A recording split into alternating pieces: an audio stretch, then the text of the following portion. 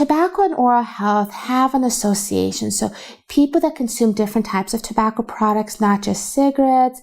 smokeless tobacco products, are more at risk for having oral cancer, meaning that there are changes in the mouth that are directly attributed to the use of that product. With new products on the line, non-tobacco products specifically,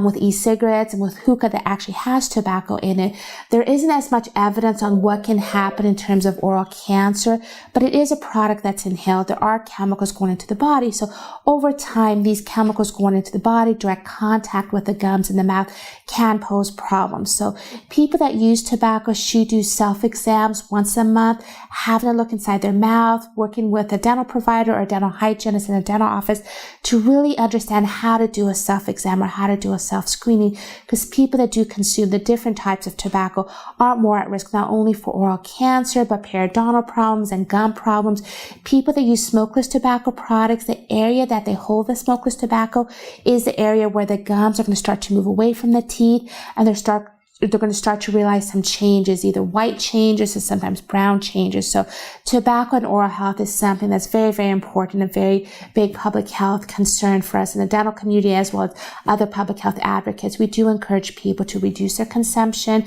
and until they're ready to quit using some type of pharmaceutical or some type of intervention based on science, it is encouraged that they discuss their habits with their dentist or dental hygienist in the dental office.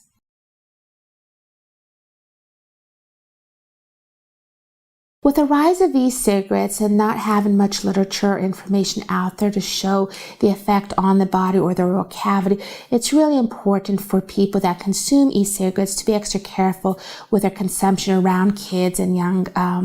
kids especially. The Centers for Disease Control and Prevention has reported a higher rate of calls to poison control centers because young kids are getting their hands on the cartridges that are used in these e-cigarettes. So people that are consuming the e-cigarettes need to be extra careful with the way they're consuming them and still be notifying their dental provider and their dental hygienist that they are consuming e-cigarettes. So in case there are those early changes inside the mouth, the dentist and dental hygienist can make them aware of that and can move them towards some referral to a quit line or to some other provider that can help with reducing their consumption of the e-cigarette or other products that they might be using that might pose risk in the oral cavity or in the mouth.